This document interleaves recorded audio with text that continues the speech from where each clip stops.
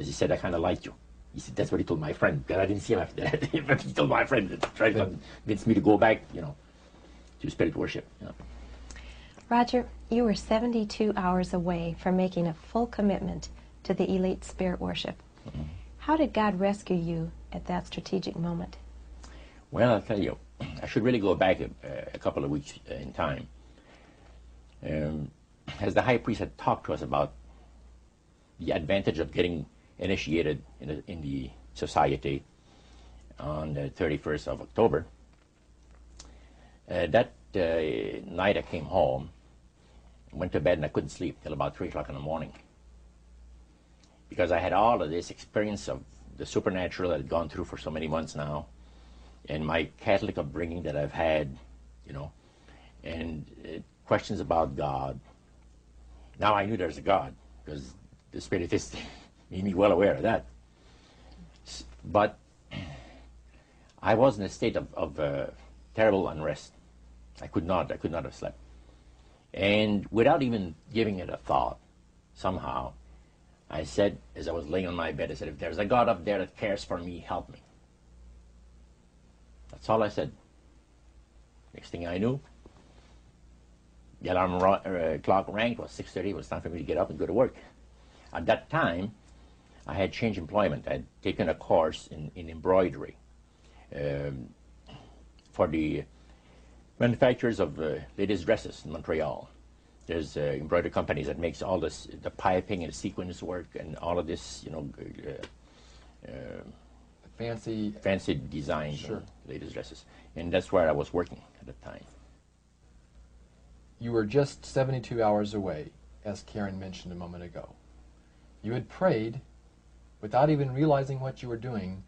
God was about to rescue you in a very special way. Tell us about that. What happened that Monday morning? Well, let's go back to the Friday. Okay. Previous to that. I was working for a Jewish firm. And the bosses, one kept the Sabbath, and the other didn't. And Harry, which was the one that didn't, as I was going out to have my cigarette at the afternoon break, he said, Roger, when you come back in, come into my office, I want to talk to you. I said, okay. I came back in, and he said, close the door. I closed the door. He said, I want you to do me a favor. Oh? What do you mean? Well, I'll tell you what. He said, you notice yesterday or a couple of days ago, there was a fellow here that I showed around the shop. And, yeah, I said, yes. Well, he's going to be starting to work here Monday. And he's not just an average guy. He's a Christian, but keeps the Bible Sabbath. I said, go over that again? He says, yes, like the Jewish people, he keeps the 7-day Sabbath. Saturday is the 7th day of the week.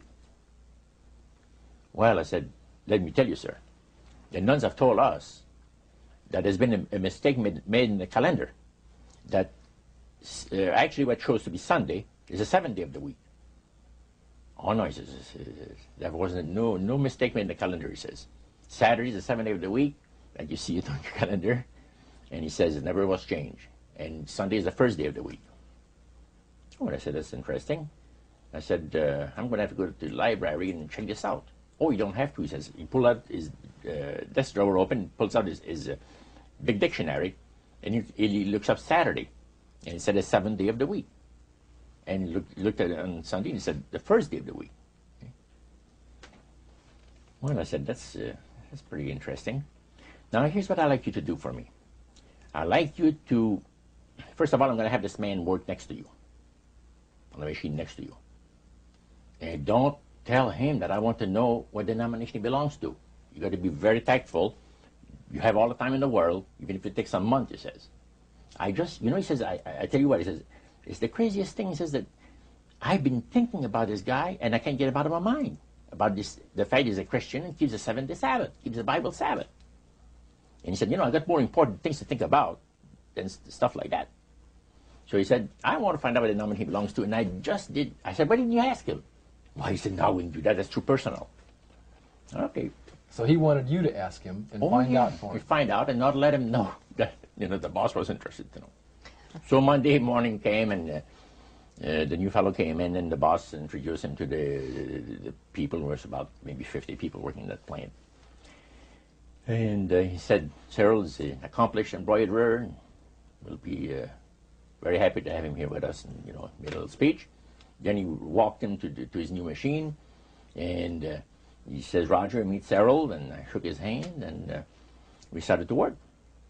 And it was not more than about 20 minutes that I was working that my machine started to skip stitches.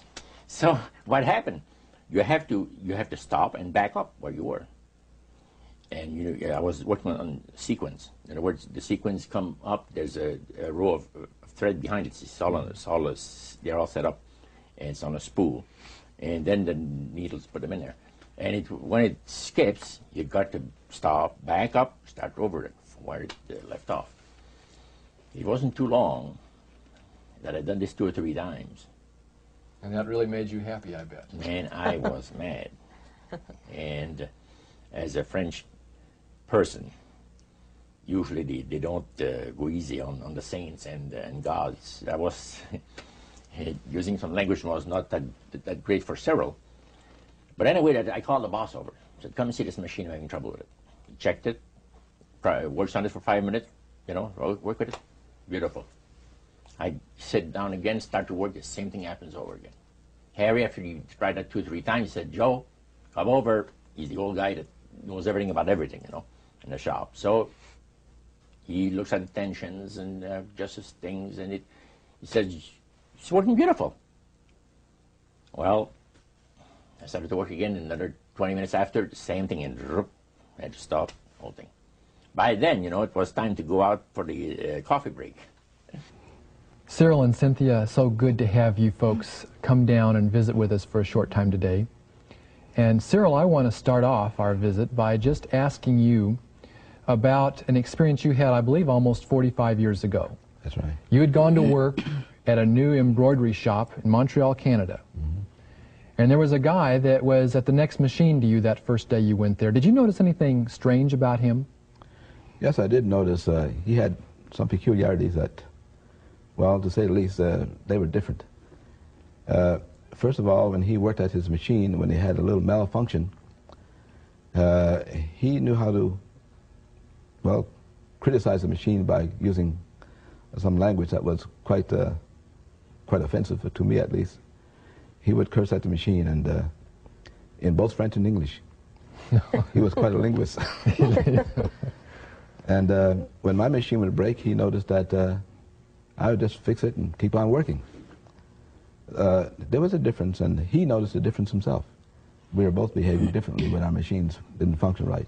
Now, so that very first day, there were problems with the machines. Your machine and his machine had problems. They both had problems. But you had a chance at the break time to get acquainted with him. And how did he approach you? Well, he approached me with a question, sort of. He said, I noticed that when your machine gives trouble, you don't get angry. You just fix it and keep on working. And I told him, well, it didn't make sense to get angry with the machine. It's an inanimate object. And he sort of apologized for his getting angry with his machine. And we started a conversation there, and it gave me the opportunity to sort of introduce him to some of the things I had experienced just a few days before. And what were the things that you had just experienced a few days before? I was getting some Bible studies from a minister named Elder Warren Taylor. And although I wasn't an Adventist, I was quite moved by those Bible studies because of the fact that as he gave the Bible studies, he kept it quite simple. And he would prove everything he would say, even if it's from the Bible, he would prove it. And in some cases, he proved it from worldly books such as the Encyclopedia Britannica. And he gave good evidence of everything that he was saying was true. So I started walking out, and I told Sarah, I said, have you ever seen such a crazy thing as this, the trouble that I have with this machine? No, he said, it's a new machine. I said, brand new machine, just a month old. He said, that's very unusual. So we go downstairs, and I said, do you have any suggestions how to fix this problem? No, not really, but he says, I have a suggestion that might help. He says, I heard you, he says, calling upon